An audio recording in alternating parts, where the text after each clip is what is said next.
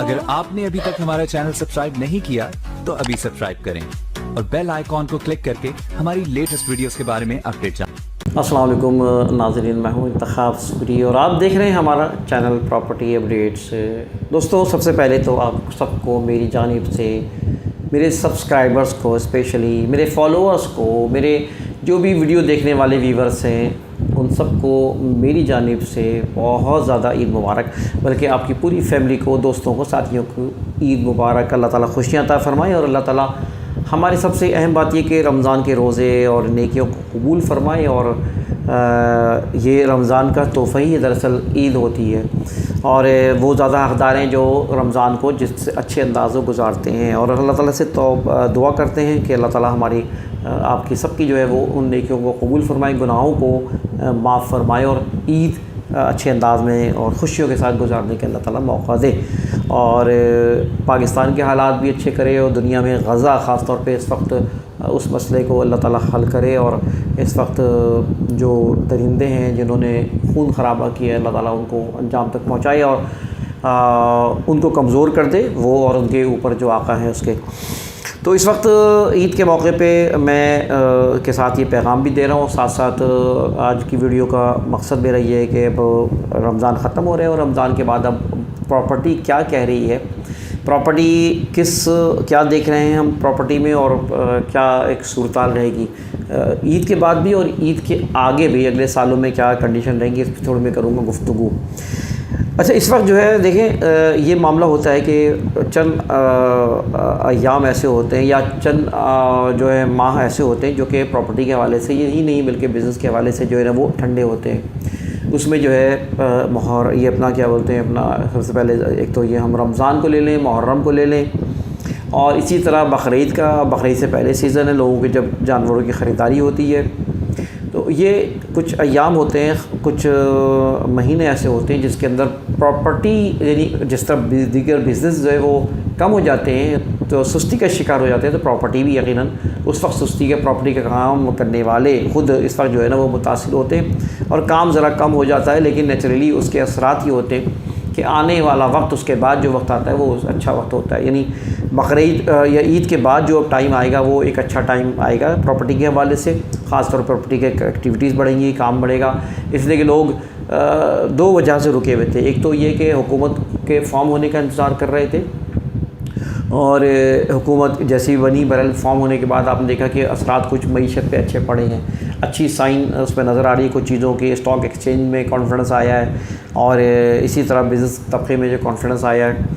तो नेचुरली जब एक 5 साल के लिए गवर्नमेंट बनती है तो उसके साथ तो ये एक तो ये गवर्नमेंट फॉर्म हो गई, लेकिन फॉर्म होने के बाद रमज़ान आ गए, ज़ाहिर है अब रमज़ान भी ख़त्म हो गए हैं और साथ साथ जो है ना ये गवर्नमेंट भी फॉर्म हो गई है। तो अब इम्कानात कुछ बेहतर होंगे, आपको एक्टिविटी नज़र आएगी इंशाअल्लाह ताला। उम्मीद ये है जो प्रॉपर्टी के काम करने वाली एजेंसियाँ जो ठंडी पड़ी हुई थी, जहाँ पे लोग मक्खियाँ मार रहे थे, प्रॉपर्टी डीलर बेचारे परेशान रहे हैं, वो थोड़ी सी उनको हौसला अफजाई मिलेगी और एक्टिविटीज़ होगी। देखिए, प्रॉपर्टी के काम हमेशा जेन्युइन कस्टमर तो रहेगा हमेशा, जिसको किराए पे लेने की ज़रूरत है, जिसको ख़रीदना ज़रूरी है, जिसको बेचना ज़रूरी है, जिसके घर में बंटवारा हो रहा है, जिसके ख़ानदान में जो है ना वो जो है जायदाद की तकसीम होनी है, सही है ना, विरासत की तकसीम होनी है। तो ये सारे मामला तो चलते रहेंगे, लोगों की रिहाइश के मसले कभी ख़त्म नहीं हो सकते। और पाकिस्तान के अंदर एक बहुत बड़ी डिमांड है, कराची के अंदर बहुत बड़ी डिमांड है यानी घरों की, वो पूरी होनी सही रही, तो लिहाजा ये काम तो चलता रहेगा। तो लिहाजा अब रमज़ान के बाद कुछ काम करने के मौक़े बेहतर हैं और मैं समझता हूँ कि लोगों की मुट्ठियाँ खुलेंगी और जिससे मैं कहता हूँ कि अब पैसा निकालेंगे जेब से तो मेरी कारोबारी एक्टिविटी इंशाअल्लाह ताला बढ़ेगी, इम्कानात अच्छे हैं। लेकिन साथ साथ एक और जो सर पे तलवार लटक रही है और साथ साथ हमने पिछली वीडियो बनाई कि इस वक्त IMF और मालियाती इदारे वो जिनका इस वक्त जो है ना ग्रिप हासिल है और ज़ाहिर पूरी दुनिया में मालियाती इदारे अब रूल कर रहे हैं अपने पैसे के ज़रिए, दौलत के ज़रिए और जो कर्ज़े देते हैं उसके ज़रिए। उन्होंने सियासी क़ुव्वतों को जो है अपने पंजे में ले लिया है, उसमें पाकिस्तान भी शामिल है और उस पंजे में लेने की वजह से वो अपनी मर्ज़ी के और अपनी चीज़ें उस पर लागू कर रही हैं और उनको इस बात से कोई गर्ज़ नहीं है कि वो लोग मरें या जिए। لوگوں کے بنیادی حقوق پورے ہوں یا نہ ہو، لوگوں کو کھانا پینا میسر ہو یا نہ ہو، اور ان کی مہنگائی کہاں سے کہاں چلی جائے، ان کو اپنے ٹیکسز سے مطلب ہے، ان کو اپنی ریکوری سے مطلب ہے، اور وہ اسی لیے ان کی اب پینیٹریشن بہت زیادہ بڑھ چکی ہے۔ خیر، تو مقصد یہ ہے کہ اب انہوں نے یہ چیز کی ہے کہ اب وہ ان کو پراپرٹی نظر آئی ہے، اس طرح کچھ چیزیں نظر آئی ہیں جس کے اوپر انہوں نے نشاندہی کی ہے، اور اب وہ ہاتھ آگے بڑھ رہے ہیں اس طرف۔ کچھ جگہوں پہ میں اس کو پسند نہیں کروں گا کہ ہونا چاہیے جہاں پر ٹیکسز نہیں لیے جاتے تھے، میں کہتا ہوں کہ بھائی جائیں اور جو بڑے بڑے وڈیرے ہیں، جاگیردار ہیں، ان کو پکڑیں، جو جن کے اربوں میں ٹیکسز ہو سکتے ہیں ان کو پکڑیں، پنجاب میں، سندھ میں اور جگہوں پہ پاکستان میں ان کی جائیدادیں ہیں، ان کی زمینیں ہیں، اتنی زمینیں کہ سوچ بھی نہیں سکتا، اتنا دولت ہے سوچ نہیں سکتا انسان کہ زراعت ہے اور اس طرح کی چیزیں، لگائیں اس پہ ٹیکس، وہ نکالیں پیسہ، ٹھیک ہے، تو وہ اس سے نکلے، پراپرٹی میں بھی ٹھیک ہے، جس کے پاس زیادہ پیسہ ہے، جس سے چیزیں ہیں، اور وہ دینا چاہیے، جن کے پاس دولت ہے، پیسہ ہے، وہ ٹیکسز دینے چاہیے اس کو، اس سے پاکستان کی معیشت کو فائدہ ہوگا۔ تو ٹیکس چوری نہیں کرنا چاہیے بلا شبہ، اور فائلر ہونا چاہیے ہر ایک کو، میں مانتا ہوں۔ تو میں کہنا ہی چاہ رہا ہوں کہ اس وقت یہ جو ہے اب سلسلہ میں نے پچھلی ویڈیوز میں بتایا آپ کو کہ اب کوئی بچ نہیں پائے گا ٹیکسز سے، پراپرٹی میں پراپرٹی ایجنٹس جو کام کر رہے ہوں، ٹھیک ہے جی، جو بلڈرز ہیں وہ سوسائٹیاں بناتے ہیں، سوسائٹی کا حساب کتاب دینا ہوگا، اسی طرح جو ہے وہ جو انویسٹرز ہیں، ٹھیک ہے نا، اس کی کوئی نہ کوئی گرپ ہوگی اس طرح، اور فائلوں کا جس سلسلہ چلا جاتا ہے کہ پرائیویٹ فائلیں، یعنی بلڈرز کی فائلیں جو ہوتی ہیں جو کہ لیز کے پروسیس تک نہیں جاتی ہیں، تو اس سے پہلے اب ان کو بھی وہ بھی اس شکنجے سے بچ نہیں پائیں گے، اور ان کو بھی یہ حساب کتاب دینا ہوگا۔ تو لہٰذا اب مصائب اور مشکلات جو بڑھ جائیں گی پراپرٹی کام کرنے والوں کے لیے، تو نیچرلی اس کے بھی اثرات پڑیں گے، یعنی کچھ ٹائم تک تو یہ پراپرٹی، جیسے رمضان ختم ہوں گے تو پراپرٹی پھلے پھولے گی اور بہتری ہوگی، اور لیکن آگے چل کے جب یہ معاملہ جون میں جب امپوز کیا جائے گا تو اس کے اثرات دیکھنے کو ملیں گے، اور یقیناً جو ہے نا وہ پراپرٹی کے اوپر جو ہے جب یہ معاملات ہوں گے تو پراپرٹی پہ کام مزید رک سکتا ہے۔ اچھا بھی ہے، کچھ چیزوں میں سیگمنٹ اچھا بھی ہے، میں حکومت سے مطالبہ کروں گا کہ ٹھیک ہے پراپرٹی میں جیسا بھی ہے لیکن کنسٹرکشن میں سہولیات دیں، اور کنسٹرکشن کے اندر فیسلٹیز دیں، اس لیے کہ کنسٹرکشن کی وجہ سے 60-70 جو انڈسٹریز چل رہی ہیں، لوگوں کا روزگار چل رہا ہے، اور کنسٹرکشن میں الاؤنس دینے سے معیشت پھلے پھولے گی، لوگوں کو روزگار ملے گا، اور ساتھ ساتھ جو ہے لوگوں کے ایک بہت بڑا مسئلہ رہائش کا ہے وہ حل ہوگا۔ تو اس کے کئی فوائد ہو سکتے ہیں، اور کنسٹرکشن کی پوری دنیا میں ایک فوائد حاصل ہوتے ہیں، لیکن پاکستان میں کنسٹرکشن پہ گورنمنٹ توجہ نہیں دیتی، تو میں توجہ دلا دوں۔ اچھا، ساتھ ساتھ میں بتا دوں کہ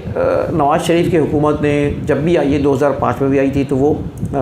ایسے لاز لے کر آئی تھی جس سے پراپرٹی کو نقصان پہنچا ہے، ٹیکسز کے بند میں، اور ابھی بھی وہ جب پچھلی گورنمنٹ جب بنی ہے عبوری حکومت، اس وقت بھی اور آج بھی ان کی انٹینشنز یہ ہے، وہ یہ ہے کہ انویسٹرز کو کل کیا جائے اور یہ پیسہ جو ہے وہ معیشت پہ لگایا جائے، یعنی یہ پیسہ جو ہے وہ جو کاروباری ایکٹیویٹیز میں لگایا جائے، اس سے انڈسٹریز قائم ہوں، اس سے فیکٹریاں قائم ہوں، اس سے جو ہے دیگر کاروبار پھلے پھولے، پراپرٹی میں پیسہ ڈم ہو جاتا ہے اور وہ جو ہے ایکٹیویٹیز نہیں ہوتی۔ اس ایک حد تک میں مانتا ہوں اس کی چیز کو کہ یہ چیز جو ہے نا وہ صحیح کہا۔ اب مسئلہ یہ ہے کہ پاکستان کی جو دیگر چیزیں وہ صحیح کریں، یہاں لوگوں کو گیس نہیں ملتی، انڈسٹریز میں گیس نہیں ہوتی ہے، بجلی نہیں ملتی، بجلی میں جو ہے وہ اپ اینڈ ڈاؤنس اتنے زیادہ ہوتے ہیں، پالیسیز میں اتنے اپ اینڈ ڈاؤنس ہوتے ہیں، پولیٹیکلی اسٹیبلٹی نہیں ہے، تو لوگوں نے دیکھا، کاروباری طبقوں نے دیکھا، انڈسٹری جنہوں نے قائم کی تھی، وہ انڈسٹری میں اگر 10 کروڑ روپے لگائے انہوں نے اور ان کو جو پیسے ملتے ہیں اس کے مقابلے میں 10 کروڑ کی پراپرٹیاں لیتے تھے تو ان کی پراپرٹی ڈبل ہو جاتی تھی۔ تو یہ رجحان دے کے بھائی، اور پھر امن کے ساتھ، سکون کے ساتھ، اور کسی بھی قسم کی کوئی ہیزلز کے بغیر وہ ان کو اتنا منافع ملا، تو انہوں نے پھر یہ کیا کہ اب وہ پراپرٹی میں انہوں نے پھر پیسہ ڈالنا شروع کر دیا اور اس کا فائدہ اٹھانا شروع کر دیا۔ تو گورنمنٹ نے یہ اقدامات اس لیے اٹھائے تاکہ لوگوں کا رجحان نہ ہو اس طرف۔ ٹھیک ہے، میں بھی اپریشیٹ کرتا ہوں اس طرح کی چیزوں کی۔ اصل چیز ہے کہ پیسہ رول ہونا چاہیے، پراپرٹی کی خرید و فروخت ہوتے رہنے چاہیے، کنسٹرکشن میں پیسہ رول ہوتے رہنا چاہیے، پیسہ ڈم نہیں ہونا چاہیے ایک جگہ، اور ایک جگہ پیسہ ڈم ہونا اسلام نے پسند نہیں کیا۔ تو گورنمنٹ موقع دے، اچھا ہے، تو لوگ جو ہے نا اس طرف بھی بڑھیں گے، لیکن پراپرٹی کا کام بہرحال ختم نہیں ہوتا، پراپرٹی ایک دنیا کی ہسٹری ہے، تو اس کا فوائد ملیں گے۔ لیکن کچھ اثرات میں محسوس کر رہا ہوں اور بڑے آپ کو حیران کن اثرات ہوں گے، اور وہ یہ ہے کہ میں دیکھ ہی رہا ہوں کہ پراپرٹی اگلے 2-3 سال تو اچھی چلے گی، نہیں گرو کرے گی، لیکن 3 سال 4 سال میں پراپرٹی نیچے آئے گی، اور پراپرٹی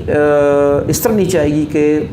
اچھی اچھی جگہوں پر جو قیمت بہت بڑھ چکی ہے وہ نیچے آئے گی۔ میں تو کہتا ہوں آنا چاہیے، کیونکہ بہت بڑی تعداد لوگوں کی ایسی ہے، بلکہ کروڑوں کی تعداد میں لوگ جو کہ بیچارے بے گھر ہیں، اور المیہ یہ ہے کہ پاکستان میں پراپرٹی کی ویلیو اتنی بڑھتی چلی جاتی ہے، خاص طور پہ شہروں کے اندر جو گھسے جا رہے ہیں، اور ایک چھوٹا چھوٹا فلیٹ اپارٹمنٹ 2-2 کروڑ 3-3 کروڑ کا چلا گیا، 4-4 کروڑ کا چلا گیا ہے، ایک گھر جو ہے 120 گز کا 80 گز کا جو ہے وہ 2-2 4-4 کروڑ تک 3-3 کروڑ تک چلا گیا ہے۔ تو یہ ایک بہت ہی بڑا ایک المیہ ہے اور لوگوں کے پہنچ سے باہر ہو چکی ہے۔ اس پہ اگر گورنمنٹ کوئی سدباب کرے اور اس کے لیے کوئی لاہ عمل بنائے تو ظاہر ہے کہ یہ پیسہ سچی بات ہے کس نے بنایا، انویسٹر نے بڑھایا ہے۔ یہ پاکستان میں کراچی میں خاص طور پہ میں نے دیکھا کہ آپس میں مل کر پراپرٹی خرید لیا کرتے تھے، اور 400 گز کی اگر ایک پراپرٹی ہوتی تھی تو وہ 50-70 لاکھ کی کروڑ کی خرید لی، پھر اس کے بعد روک دیا، اس کو بیچا 2-2 کروڑ کا 2.5 کروڑ کا، آپس میں پول بنا لیا۔ تو اصل جو بڑے بڑے ڈیلرز بیٹھے ہوئے ہیں اور جو معذرت چاہتا ہوں انویسٹرز بیٹھے ہوئے جنہوں نے کھایا پیسہ پراپرٹی میں بہت، اور اسٹیٹ ایجنٹس نے مل کر یہ کام کیا کہ ٹوکن لیتے تھے اور اس کے بعد جو ہے وہ خرید ایک چیز کروڑ کی تھی، اب مارکیٹ میں لے آتے 2-2 کروڑ کی 2.5 کروڑ کی۔ 120 گز کا مکان تھا، وہ اگر 20-25 لاکھ کا ملتا تھا، تو انہوں نے یہ حرکتیں کی جس کی وجہ سے کروڑوں میں پراپرٹی چلی گئی۔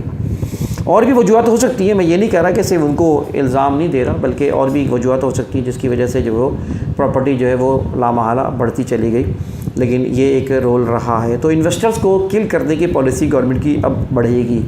اور یہ رجحان کو کم کرنے کی پالیسی رہے گی، تو لہٰذا اب پراپرٹی جو ہے وہ نیچے آ سکتی ہے۔ اگلے 3-4 سال 5 سال میں ہم دیکھ سکتے ہیں کہ پراپرٹی جو سوچ بھی نہیں سکتا تھا انسان وہ اتنی نیچے آئے گی۔ ایون بحریہ پہ مزید منفی اثرات مرتب ہوں گے، اور بحریہ کے جو پلاٹ نیچے آئے ہیں اس کی وجہ میں پہلے بھی کہہ چکا ہوں، وہ تو آرٹیفیشل ایک ریٹ بڑھے تھے، صحیح نا، وہ جو ہے ایک جو ہے یعنی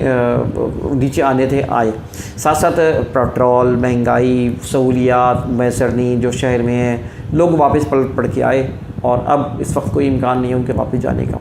تو نیچرلی پراپرٹی جو کراچی شہر سے دور ہے وہ اثرات تو اس کے رہیں گے۔ وہ الگ بات ہے گورنمنٹ اگر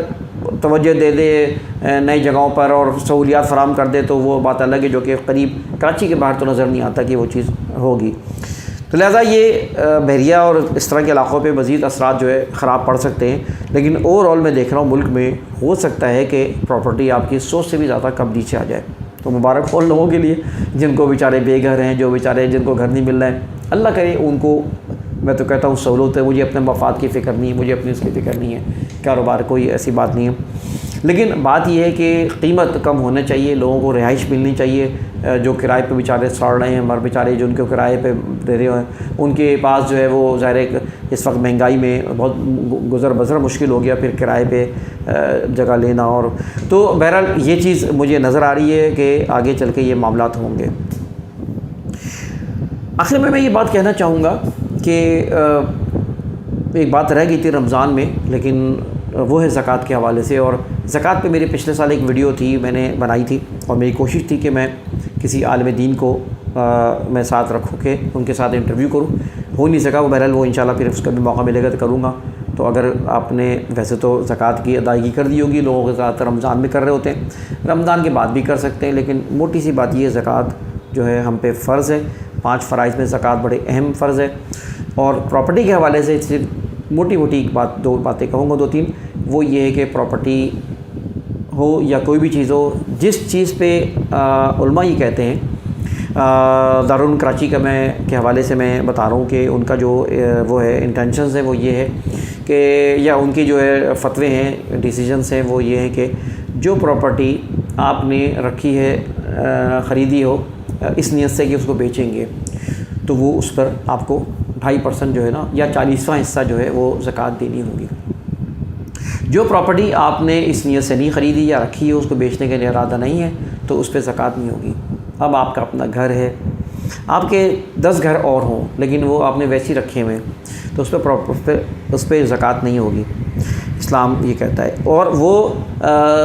جو ہے وہ اس پہ زکوٰۃ ہوگی جو کہ آپ نے خریدنے کے لیے، بزنس کے لیے رکھا ہوا ہے، جس طرح آپ کے جو مال تجارت ہوتا ہے اس پہ زکوٰۃ ہوتی ہے۔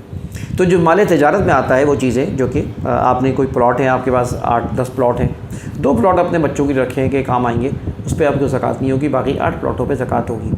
اچھا، پلاٹ کی ویلیو کے لحاظ سے دیکھا جاتا ہے، اگر پلاٹ آپ نے 25 لاکھ کا بک کرایا ہے لیکن آپ نے ابھی قیمت تو آپ نے 6-7 لاکھ ہی دی ہے، تو 6-7 لاکھ روپے کے اوپر علماء کہتے ہیں کہ زکوٰۃ ہوگی۔ اور علماء کہنا یہ کہ اس پہ جو مارکیٹ ویلیو اس وقت آ گئی ہے، مثال کے طور پہ 2 لاکھ بڑھ گئے تو وہ بڑھا کے اس کو ادا کرنی ہوگی زکوٰۃ، اور اگر 2 لاکھ روپے کم ہوگی تو ویلیو اس کی کم کے حساب سے وہ زکوٰۃ دی جائے گی۔ کرائے کے حوالے سے یہ بات کہی جاتی ہے۔ اچھا، میں یہ بات بھی کہتا ہوں کہ آپ